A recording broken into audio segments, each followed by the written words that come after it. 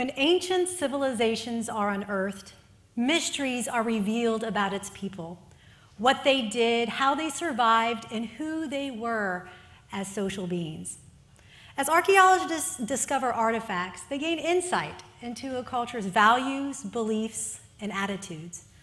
Of the many artifacts uncovered, one in particular allows researchers to reflect on a society's trials, trends, and tribulations: games. If the ludological presupposition thought to be posited by Greek philosopher Plato is true, then we can learn more about a person in 1 hour of play than in a year of conversation.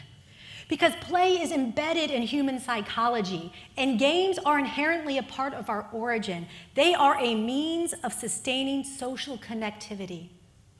According to Dutch theorist Johan Huizinga, the expression of play satisfies all kinds of communal ideals and creates common bonds among its people, and ultimately play is a necessary condition of a culture. And that gaming culture exists right here, right now, in dorm rooms and classrooms and living rooms across the globe through esports, which is this world of competitive gameplay. And it requires a tremendous amount of critical thinking, collaboration, communication, and creativity. So what was once thought of as a casual gaming society is now a legitimate academic and applied initiative commanding an official presence on our campus and in our institutions of higher learning. The time is now to get in the game. So we're going to power up by taking a journey through the timeline of our discovery of esports, examine the world of esports, and then express our desire for our students to imagine their future. So let's set the scene as we take a journey through the timeline of our discovery of esports. And I say our discovery because here at William & Mary, we have an innovative program that inspires faculty to collaborate on strategies to enhance student learning through the University in Teaching and Learning project. And our team decided to collaborate on play, games, gamification, and game-based learning. And through our quest, the path kept bringing us back to esports. It was so huge that we decided to focus completely on esports. So to see if what we found had momentum, we first launched a student interest survey. And we hit the ground running. We attended the Student Activity Club Fair in August 2019 with hundreds of incoming freshmen. And then my son Andrew and I, we blanketed the campus with esports flyers with QR codes and a link to our survey. And we received an overwhelmingly positive response with more than 300 students. And from that, the qualitative data we gathered, we formed a focus group which brought together different cultures and majors and just different people, because they all had a passion for esports and a desire to build a gaming community. So no matter their physical attributes or their native language or their economic status, esports levels the playing field. Our students spoke and we listened. Our team, we immersed ourselves even deeper into learning as much as possible.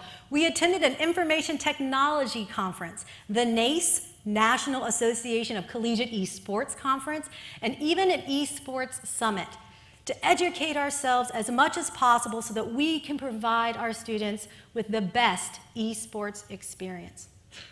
The Flat Hat, our student-run newspaper, deemed it worthy enough to publish an article in April 2019 that stated, "William & Mary needs to embrace the nationwide esports trend." That article reinforced everything that we were learning, and it showed how colleges would benefit and thrive with an esports program. So the journey through the timeline helped us to answer our questions, but what came next was a bigger challenge. Those inquisitive and skeptical conversations with questions like, what exactly is esports? You mean I can major in playing video games? Wait, I can have a career in gaming? Yes, yes, yes. Esports is simply organized competitive video gaming, where teams come together and compete in tournaments, and fans, they can watch in live arena settings or stream online. Now, admittedly, many may have this stereotype of gamers living in their parents' basements, consuming energy drinks all day, staying up all hours of the night, and, well, frankly, they're socially awkward because they play with people online and are not part of the real world, right? Well, thankfully, author Jane McGonigal, in her book, Reality is Broken, dissects the true value of gaming as the environment that creates ambient sociability. It's the expression of playing alone together.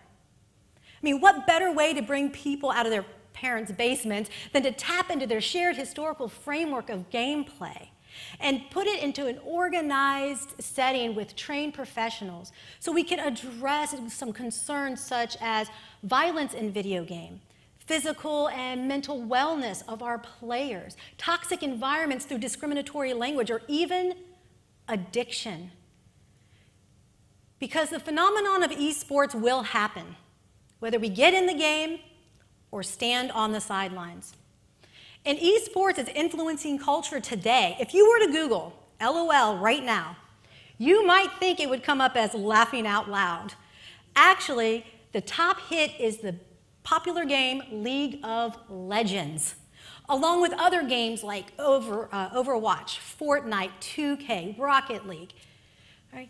So with Fortnite, there was a 16-year-old who won $3 million for first place.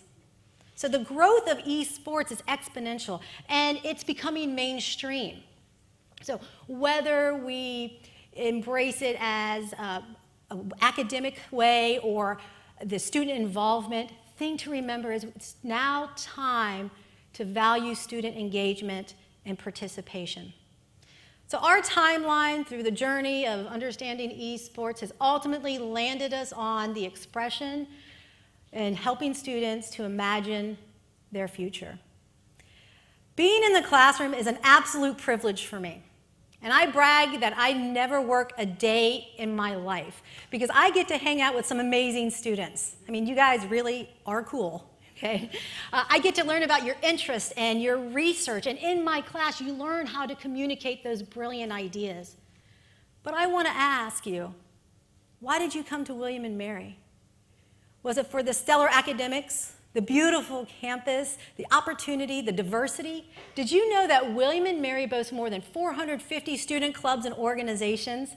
We have everything from the Cheese Club, Anime, Syndicate, to Equality Alliance, Essence, Women of Color, and Bangra. We are truly a vibrant and inclusive community, and we have a saying that those who come here belong here. So whether you play video games or if you will ever participate in esports or not, I want you to consider your fellow classmate, Justin, who shared with me that gaming saved his life. After graduating high school, he didn't know what he was going to do. He didn't have a purpose or direction until he found an esports community. Or Alyssa, who said she learned to read because every time she played Zelda, her parents made her follow the storyline. Or my favorite, Sam, who reserves every Tuesday to game online with his dad back home in New Jersey. Students want it so badly here that I have seen them physically lug their own computers up to below hall so they can compete with each other on a weekly basis. And educators, we know that extracurricular participation will only increase academic success. We imagine a day that we can have interdisciplinary courses with esports through psychology, music, computer science, sports analytics, broadcasting, hospitality. So whether we do it for the revenue that esports will bring the college, or the academic application, or the national recognition of an esports league, right? The time is now to support our tribe who are here today. The idea of play and gaming is alive and well among our students. And video games are no longer seen as a shameful, silly activity that is just a waste of time.